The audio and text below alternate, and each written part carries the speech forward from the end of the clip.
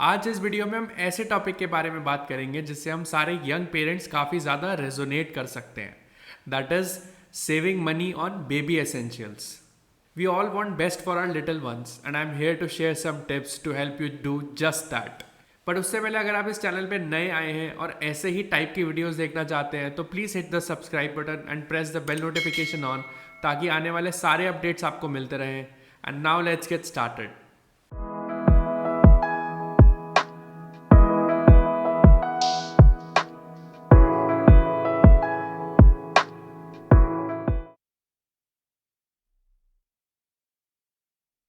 So today we are going to dive into the world of smart shopping for parents.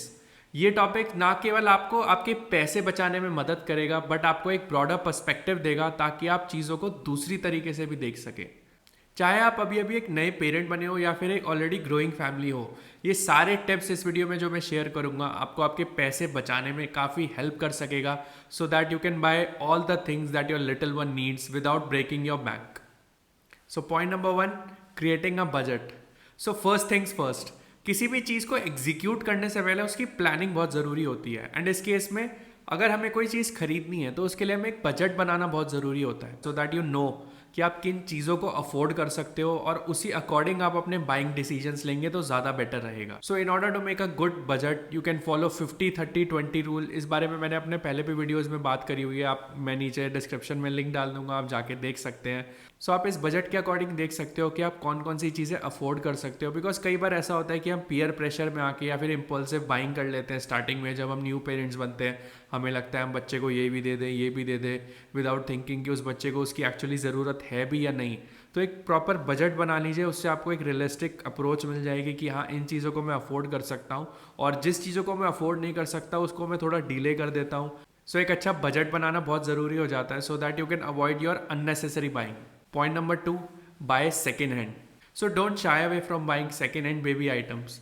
बहुत से ऐसे parents हैं जो अपनी बच्चे की चीज़ें सेल करना चाहते हैं, एंड बहुत से ऐसे ऑनलाइन प्लेटफॉर्म्स आ गए हैं आजकल जहाँ पे आप देख सकते हैं कि बहुत कम यूज्ड या फिर बहुत अच्छी कंडीशंस पे बेबी गियर्स और प्रोडक्ट्स मिल जाते हैं।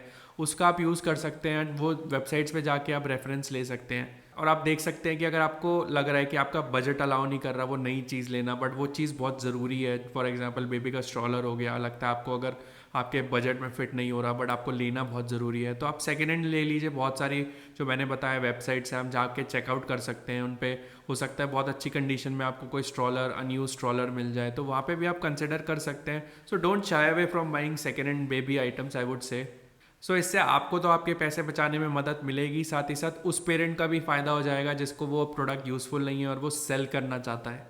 अब बहुत से ऐसे लोग सोचेंगे कि हम सेकेंड हैंड बेबी प्रोडक्ट्स नहीं ले सकते या फिर सेल नहीं कर सकते अपने बेबी प्रोडक्ट्स को, बिकॉज उनसे एक इमोशनल वैल्यू अटैच होती है।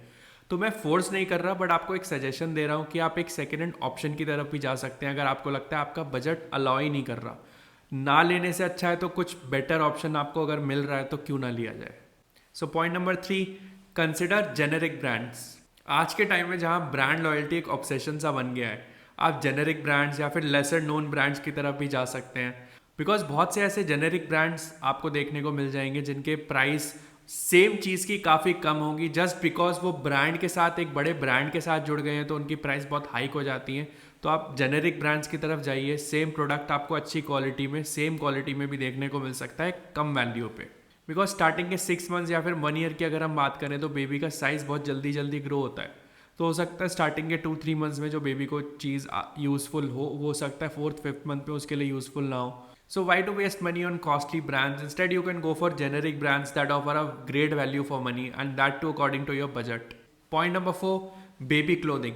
सो जैसे कि मैंने बताया स्टार्टिंग के 1 ईयर तक बच्चे की साइज़ बहुत जल्दी जल्दी ग्रो होता है, तो हो सकता है 15-20 डेज़ में जो बच्चे को कपड़े आ रहे हो वो उसको 2 मंथ्स में ना आए, या फिर 2 और 3 मंथ्स में जो उसके कपड़े आ रहे हो वो हो सकता है 4th-5th मंथ में ना आए। सो इससे बेटर यही है कि आप एकदम बल्क में ना खरीदें और स्पेसिफिकली ब्रांडेड क्लोथ्स एकदम बहुत हाई वाले ना खरीदें और उनको बल्क में स्टॉक करके ना रखें, बिकॉज जल्दी जल्दी बेबी का साइज़ ग्रो होगा, 1 महीना आप यूज़ करेंगे और नेक्स्ट मंथ वो होगा वो यूज़ ही नहीं होगा। तो इससे बेटर यही है कि आप जेनेरिक ब्रांड्स की तरफ जाइए या फिर नॉन ब्रांडेड क्लोथ्स लीजिए जिनका प्राइस काफ़ी कम होगा। वहीं अगर मैं डाइपर्स की बात करूं तो डाइपर्स का भी काफ़ी ज़्यादा खर्चा हो जाता है स्टार्टिंग के इनिशियल 6 मंथ्स में एटलीस्ट। तो स्टार्टिंग में बच्चा सिर्फ दूध पे ही होता है रिकमेंडेड, तो हो सकता है वो ज़्यादा जल्दी जल्दी वो डाइपर को गीला करे। दिन में एटलीस्ट 7-8 बार कम से कम, अगर मैं एवरेज निकालूँ तो 7-8 बार आपको डाइपर चेंज करना पड़ेगा। तो डाइपर्स का भी काफ़ी ज़्यादा कॉस्ट बढ़ जाता है। तो आजकल आप एक ऑल्टरनेटिव मेथड ढूंढ सकते हो। Instead of branded diapers you can go for cloth diapers which are reusable. So इससे सबसे बड़ा फ़ायदा यही होगा कि आपके पैसे बचेंगे, बिकॉज आपको वो सिंथेटिक डाइपर्स नहीं खरीदने पड़ेंगे जो आपको बार बार चेंज करने पड़ते हैं। और क्लॉथ डाइपर्स यही है कि आप 4-5-6-7 खरीद के रख लीजिए, वही बार बार वॉश करते जाइए। एंड इसका एक और बड़ा एडवांटेज है कि आपको रैश क्रीम्स भी नहीं यूज़ करनी पड़ेंगी, बिकॉज बहुत से केसेस में होता है बच्चे वो जब सिंथेटिक डाइपर्स यूज़ करते हैं तो उनको रैशेज़ हो जाते हैं, तो उनको रैश क्रीम्स लगानी पड़ती हैं। तो वो रैशेज़ भी नहीं होंगे बच्चों को क्लॉथ डाइपर्स अगर वो पहनेंगे। आप अपने अकॉर्डिंग, अपनी नीड के अकॉर्डिंग देख सकते हैं कि आपका बजट क्या अलाउ करता है, या फिर आपके बच्चे की पसंद नापसंद के अकॉर्डिंग आप क्लॉथ डाइपर्स पे भी जा सकते हैं। एंड बहुत से ब्रांड्स आजकल आ गए हैं जिन्होंने क्लॉथ डाइपर्स लॉन्च कर दिया। आप ऑनलाइन जाके चेक कर सकते हैं, अगर आप सर्च करेंगे क्लॉथ डाइपर्स, रीयूजेबल डाइपर्स, तो आपको काफ़ी सारे ऑप्शंस देखने को मिल जाएंगे। बहुत अच्छी अच्छी क्वालिटी में आजकल आ रहे हैं। पहले तो सिर्फ लंगोट वगैरह ही नॉर्मल टाइप की आती थी, बट अब रीयूजेबल क्लॉथ डाइपर्स भी बहुत अच्छी अच्छी क्वालिटी में आजकल आ गए हैं। एंड वो डेफिनेटली इन सिंथेटिक डाइपर से तो बेटर हैं। Point number 5, compare prices and look for reward programs. तो ये भी एक बहुत अच्छा पॉइंट है आपके बेबी एसेंशियल्स खरीदने का। आप अलग अलग रिटेलर्स पे जाके प्राइसेस कंपेयर कर सकते हैं, बिकॉज होता है सेम ब्रांड के अलग अलग जगह अलग अलग प्राइसेस होते हैं। तो आप अपने एरिया में अलग अलग जो भी उसके रिटेलर्स हैं उस पर जाके प्राइस कंपेयर कर सकते हैं। या फिर ऑनलाइन आजकल ज़माना है तो ऑनलाइन आप चेक कर सकते हो घर बैठे बैठे कि उस चीज़ का अलग अलग वेबसाइट्स पे आप कंपेयर कर सकते हो, जहाँ पे आपको बेटर डील मिले आप वहाँ से खरीद सकते हो। आप अगर ऑनलाइन कोई प्रोडक्ट खरीदना चाहते हैं तो आप उससे विश लिस्ट में अपने ऐड कर सकते हैं। एंड सेल्स और प्रमोशंस जो अलग अलग ऑनलाइन वेबसाइट्स पे आती रहती हैं उसका वेट कर सकते हैं एंड उसके अकॉर्डिंग अपना डिसीजन ले सकते हैं। आप फेस्टिव ऑफर्स का भी वेट कर सकते हैं, बिकॉज बहुत सारे ब्रांड्स ऐसे होते हैं जो ईयर एंड सेल्स निकालते हैं या फिर दिवाली ऑफर्स निकालते हैं। तो ये बहुत अच्छा मौका होता है अपने प्रोडक्ट को कम प्राइस में खरीदने का। या फिर बहुत सारे ब्रांड्स होते हैं जो स्टॉक क्लियरेंस सेल भी निकालते हैं, तो उन पे भी आप नज़र रखिए एंड उस अकॉर्डिंगली आप बाय करिए कम प्राइस में सेम चीज़ को। सो अगर आप डाइपर्स लेना चाहते हैं, मैं रिकमेंड करूँगा आप थोड़े बल्क में लेके रख लीजिए। ज़्यादा टाइम के लिए मत लीजिए, बिकॉज बच्चे का साइज़ जैसे जैसे ग्रो होगा तो डाइपर का भी डेफिनेटली साइज़ आपको बढ़ाना पड़ेगा। तो 1-2 महीने तक के आप डाइपर्स अपने स्टॉक में लेके रख सकते हैं। एंड छोटे पैक्स की बजाय बड़े बल्क पैक्स लीजिए, बिकॉज छोटे पैक्स में जनरली यही होता है 20-30 वाले में जो उसका पर यूनिट प्राइस होता है डाइपर का वो काफ़ी ज़्यादा होता है। इंस्टेड अगर आप 60 या फिर 80 वाला जैसे जनरली पैक्स आते हैं डाइपर के वो लेंगे तो उस केस में पर यूनिट प्राइस जो होगा काफ़ी कम होगा।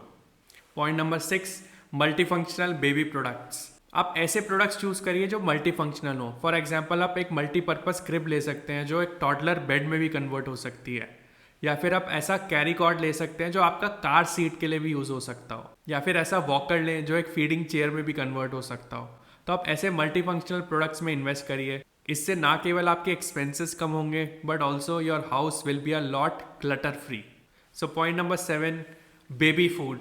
सो जब बेबी 6 मंथ्स प्लस हो जाता है तो उसे apart from the milk doctors advice करते हैं कि उसे खाने का भी दिया जाए।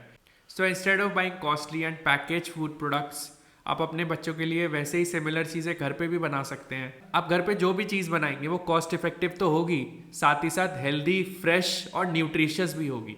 मार्केट में वैसे भी लिमिटेड टाइप के प्रोडक्ट्स ही मिलते हैं बच्चों से रिलेटेड, फूड से रिलेटेड, जो 6 मंथ्स प्लस के बच्चों को देने होते हैं।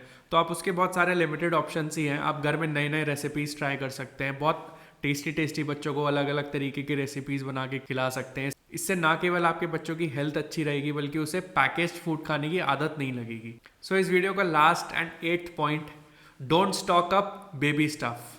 सो हम जब नए पेरेंट्स बनते हैं हम सबसे बड़ी गलती यही करते हैं कि हम बच्चों के सारे चीज़ें एकदम बल्क में स्टोर करके रख लेते हैं, पहले ही खरीद के रख लेते हैं सारे बल्क में।